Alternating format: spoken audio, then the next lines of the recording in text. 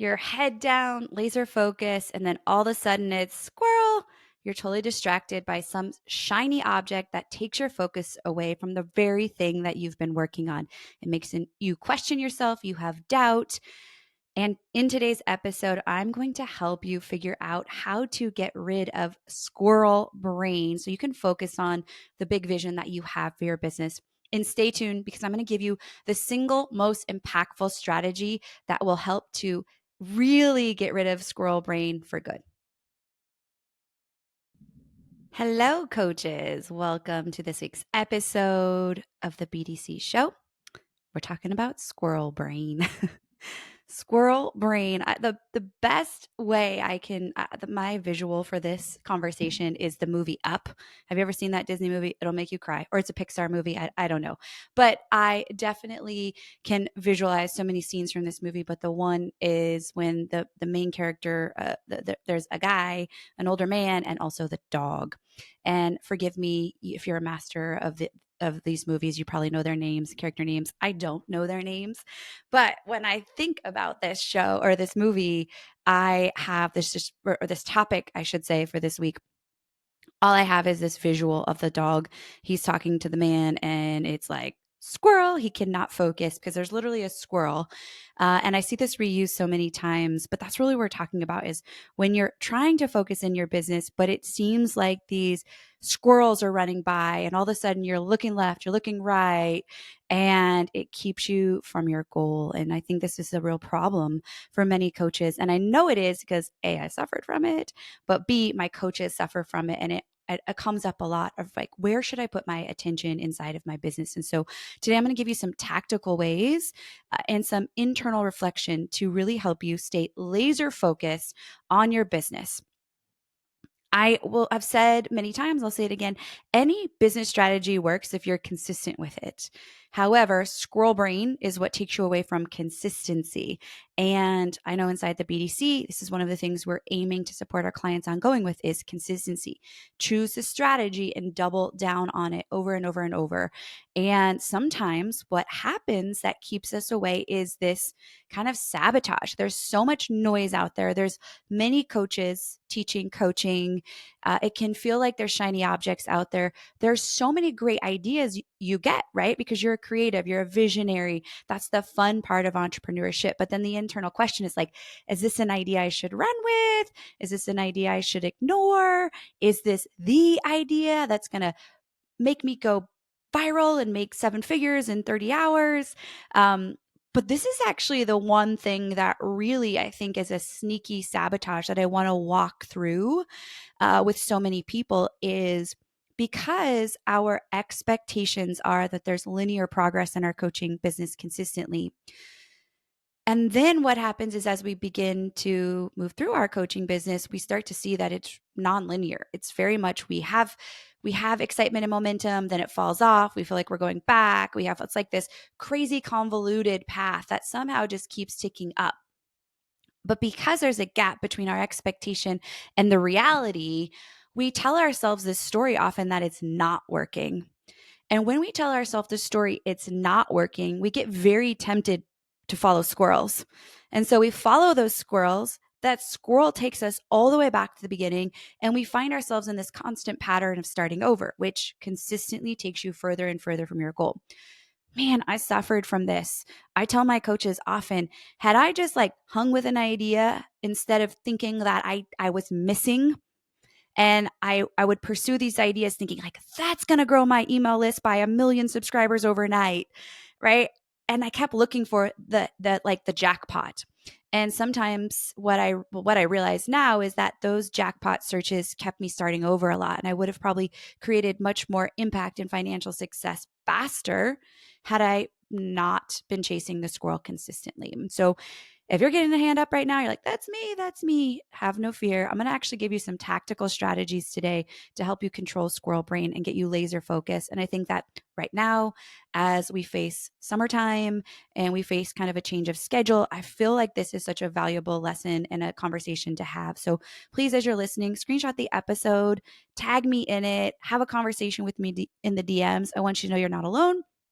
And this is also the beauty and the demise of entrepreneurship is like, it's so cool. We can create anything we want. We can take any idea and make it into a profitable reality. And also, we have to know which ideas are worth pursuing. So, how do we do that? And so, here's the question that is kind of my compass inside of my business to help me know whether or not an idea is worth pursuing. And it is this: does this idea support the long-term vision of the business I want? So for me right now, does this idea take me closer to a completely scalable business model that directly allows me to create more impact and profit? And that question is kind of vague, right? We might be able to say yes to everything, but truthfully, if I were to get an idea to launch another offer that I think is amazing, I'd actually quiet that because it's not helping me. What I know right now is our motto, our vision, which I've shared here many times this year, is same but better. We don't need another offer right now. We want to make the offers we have even better. And so I'm always asking myself this internal question when I get those ideas. And so here's a tangible thing to do when you notice that that idea feels really good. It feels super exciting, but it doesn't necessarily support right where you are right now, but you're like, I don't want to lose it. And I get that. So many of us have these brilliant ideas, but we're afraid that we're going to forget them. And so here's what I actually do. I have a Google Doc that's called the idea parking lot. And I imagine each of these ideas as a really cool, shiny new car.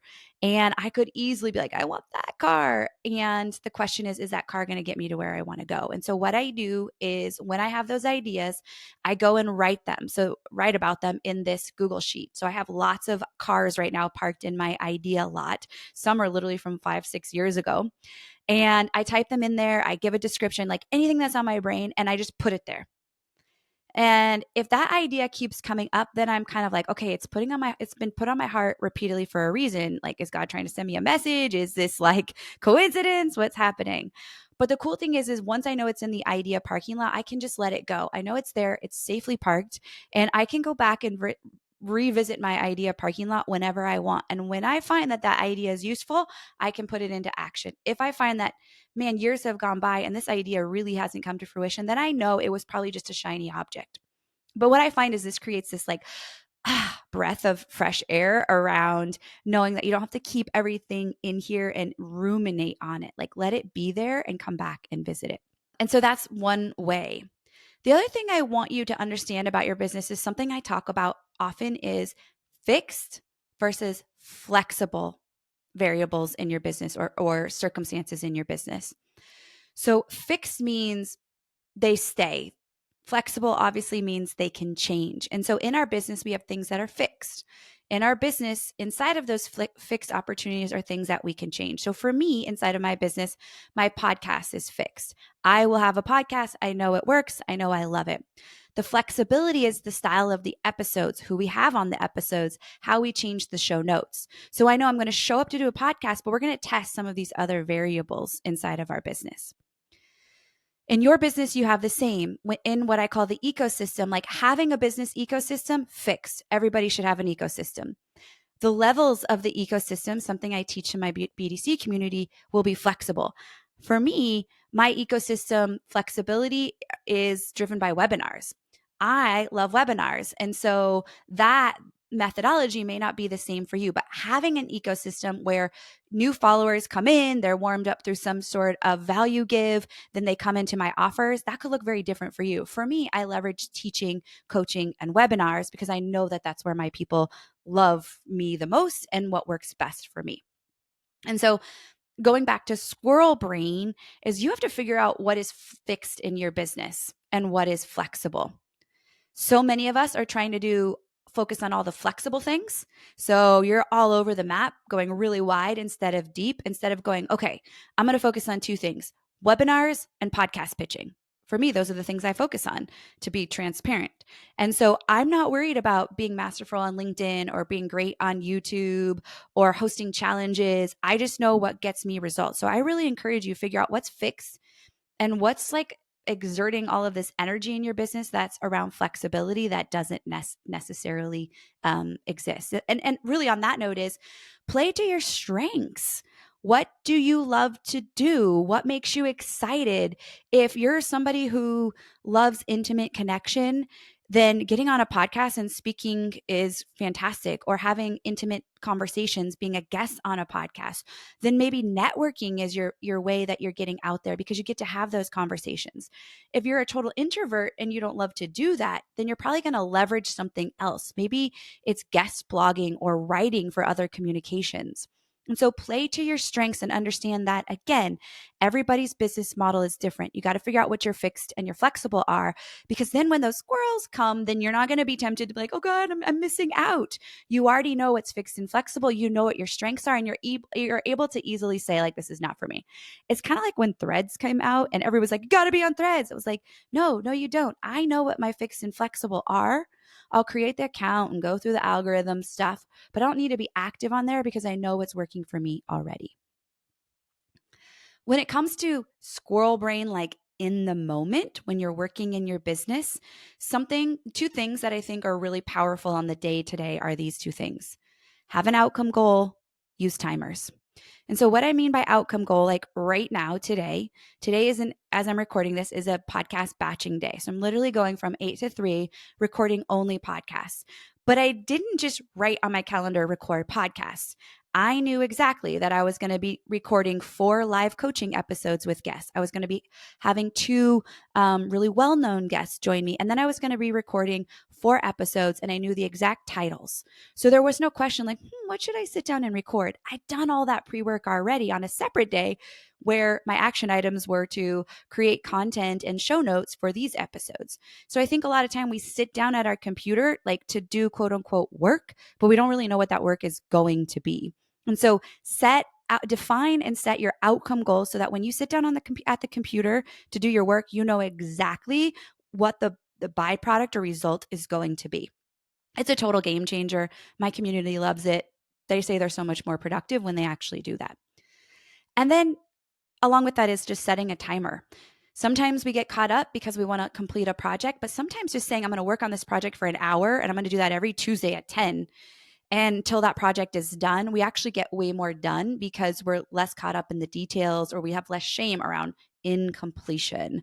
And I think that it is an extremely, valuable idea that keeps squirrel brain kind of at bay. And so, what I want to do with this really short, concise episode today is just to validate you. If you suffer from squirrel brain, you are not alone. And I think there's a level of business maturity that comes in recognizing, okay, I have this. This is a struggle for me. And then being willing and open to redefine some of the tools and strategies that are necessary for you to keep that squirrel brain at bay. And so going back is, one, defining your vision and letting that vision really solidify what's worth your time and energy and what is not. Really challenging yourself to go deep instead of wide, focus on a few strategies. And even when things come in and they feel shiny and super and awesome, park them in that parking lot. And then on the daily, use tools, defining your outcomes and setting timers to help you really drill down to stay laser focused.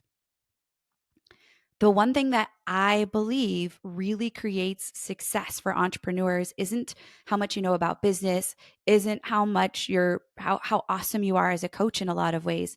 It's your ability to set boundaries around what you put your time and energy around. I'll often have the question like, how do you get so much done? You homeschool your kid, you work out consistently, you're present with your family, you pick your kids up, take them to school, their activities.